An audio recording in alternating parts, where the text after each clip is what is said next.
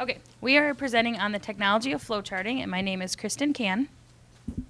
I'm Sandra Henderson. Kent Martin. Gus Albert.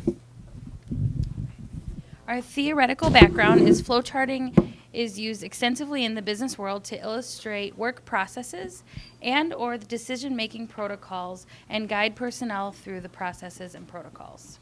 Our method is we did research using primary and secondary sources, electronic journals, books, personal communication, and subject matter expert.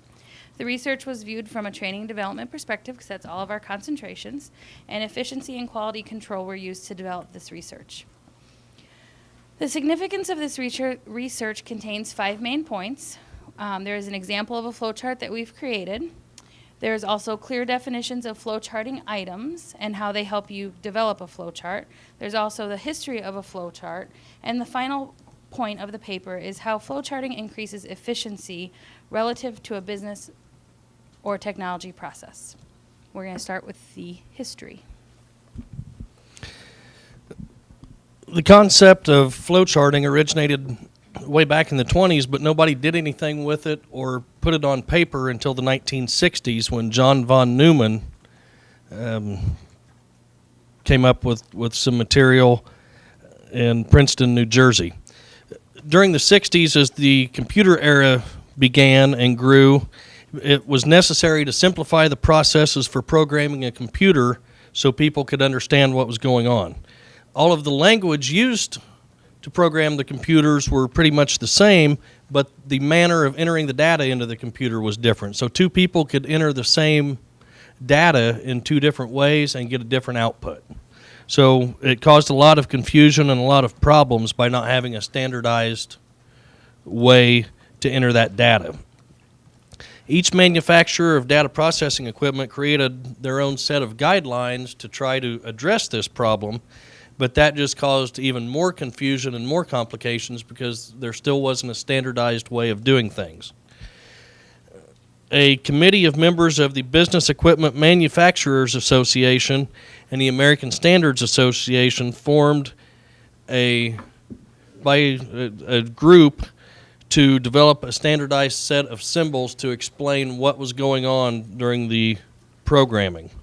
The committee created a set of guidelines that was published in 1963 as American Standard X3.5, which grew to become the standardized method of flowcharting that people recognize today.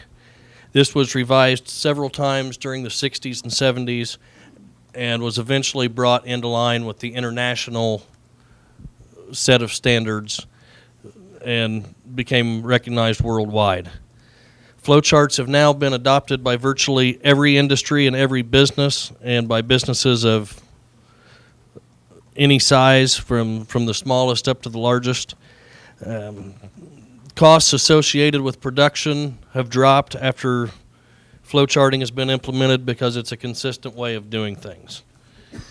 Sandra, I think, is going to talk now about some definitions and some properties of flowcharts.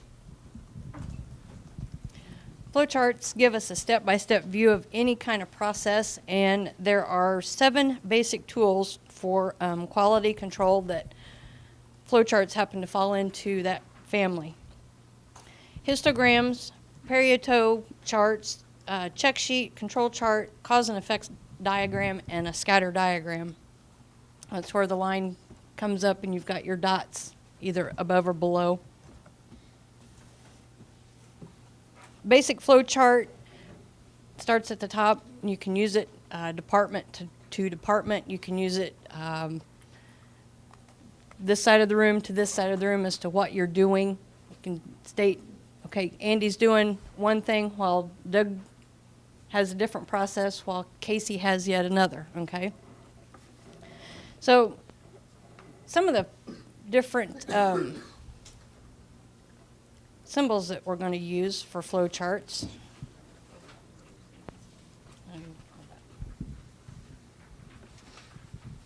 Our terminal points for starting and stopping can be just a regular square, can be an oval,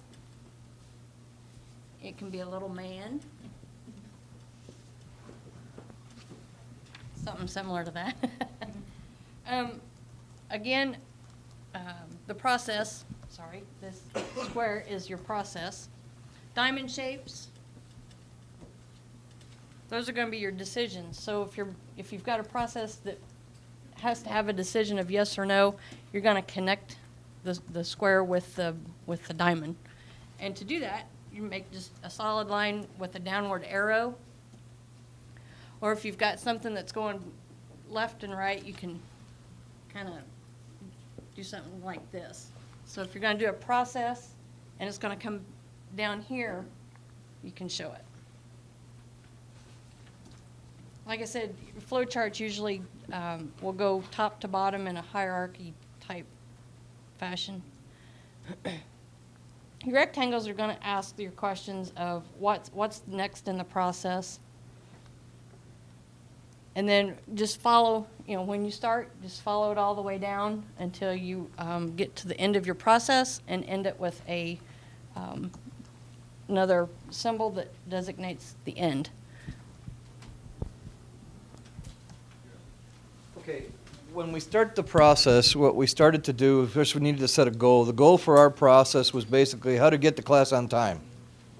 This class. And so we had to sample the population. This is the sample, okay?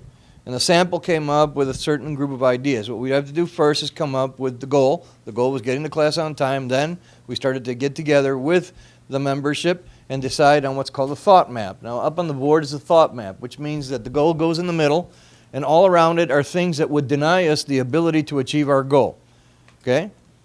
There is no interconnection between the outside globes, only from the inside to the outside.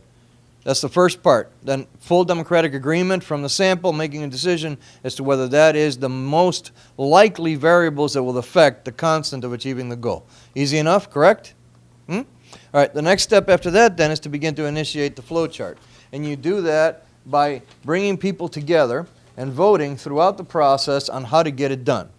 Each step of the way is associated with everything that Sandra told you. We start off first with getting to class on time. And now instead of everything radiating out to deny it, it's everything coming from it to get the system to work. So we begin with getting to class on time, and we decided the two major things that divided us up was whether we were working or not working, which would be the two major constrictors associated with all those bubbles that you saw before on how to get to work. In other words, if we were working before we came here, we had these things to deal with. If we were not working before we came here, we had these things to deal with. These things were all generated by the sample in agreement so that these people then became the subject matter experts on how to get the job done best and taught each other the things that they knew how to do best. Now, what does this really accomplish when it comes to business processes? It gets everybody involved in the process. It gets everybody to see what the problems are. It gets everybody to come to an agreement on the best solutions. It begins to eliminate redundancies and superfluous processes, and by doing so allows you to cut down the time involved in getting something done. And in business, when time is reduced relative to cost and quality is not decreased, you have a better product. That's the basic principle of the flow chart in association to the process. If you follow it from the top. We begin by saying, if I'm working, okay, I have certain problems. My first problem on the left is the following. It says here that if I'm working, I have a possibility for a delay. Then the circumstances associated with it are either transportation, car problems, traffic, or no ride. Anytime those things come up, a decision process comes up at the bottom where the triangle is. If there is a decision to be made there, it's immediately called Dr. Wahby with the explanation, and that eliminates the delay and completes the process of getting us to class on time. If it is not that way, then I come back over here and begin the process again because it returns me to saying, well, then you must not be working. If you're not working, the possibility for delay are certain circumstances, unforeseen, like weather, mental lapse, illness, scheduling conflicts, previous engagements, and then decision protocols associated with it. Do I have to make a decision? No, then I'll get to class on time. If I do have to make a decision based on those things, then what's going to happen? I'll email or call Dr. Wahby with an explanation which eliminates the delay and completes the process of getting to class on time. So you have a loop system, okay? But it's not a perfect system because it allows for growth by having other people come into the mix. Each one of us then understands everybody else's process associated with it. And here comes the operations manager. The operations manager walks in and says, great, I'm glad you guys were able to democratically come to an agreement on what needs to be done here with the major problems on board. But now, and here's how it becomes business efficiency. I want 50% of the boxes gone. Have a nice day, and he walks out. Why 50% of the boxes gone? Because the moment I eliminate 50% of those boxes, what do I eliminate? 50% of the cost associated with 50% of the time. And how am I going to do that without losing quality? Now is when the democratic process comes back in again, and every one of these people who is a process engineer is coming in here and say, okay, well, look, car problems and traffic and no ride. Well, I can deal with the car problems because I'll be the designated driver who will always come through the cell phone and pick other people up. Now all of a sudden, this person here is taking on this responsibility of just eliminating a box. If everybody else agrees to that, we're taking ownership of the situation. Take ownership of the situation, increase pride in the product. Increase pride in the product, better product comes out of something that you're proud of than something you're ashamed of. And that's the basic idea of a flowchart. Ta-da. Questions? Anything else? We'll start the question. I got a minute left for questions. No, so. I start with one question. Is a flowchart technology? God, here we go again. If that's not technology, I don't know what is. If that's not technology, what technology is? So it is. It is technology. Sir. What do you think, the floor? Do you think the flowchart is technology or just a system? It's a technology. It's a technology. you go on record and say that flowchart is. Yes, absolutely. Dr. Wahby, we really are still need to finish here. Yes. Well, she's going to conclude. Conclude. Yes. No. Now conclude. Yes. In conclusion, it's clear with our examples that the use of flowcharting can and does in fact save time and increase efficiency and help with quality development within a corporation. It's a process in which all duties are assigned and spoken for, which makes things very evident. There's nothing left unsaid or to be questioned, very black and white. The protocol as a technology of quality development and control allows one to see errors in systems and creates processes and creates an efficient work environment with the use of democratic and pride-based developmental construct that can be used with the services as well as manufacturing industries. And it leaves an opening for problems that are unforeseen as miscellaneous. And you always want that there because this thing here is not frozen. It's not meant to be frozen. It's meant to be flowing. That's why they call it a flow chart. So that the first time we have an alternative problem comes in under the miscellany, all of a sudden we get back together again and find an alternative solution. Why? Because the time we spent in finding that solution, since we already included a miscellaneous problem into the flow mix, allows us to save time and not waste time in getting the job fixed before it comes up and makes the product not get to the public on time. So, and the final answer to whether it's a technology is this.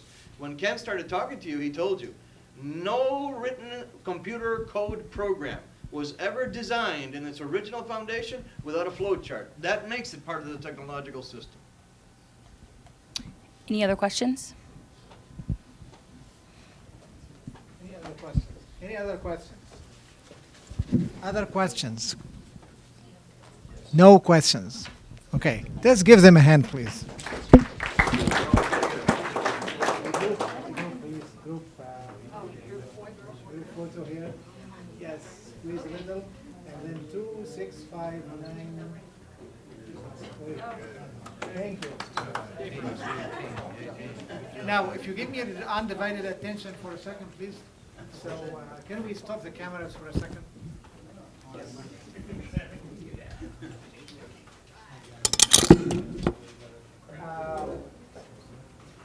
Are we off camera now? Yeah.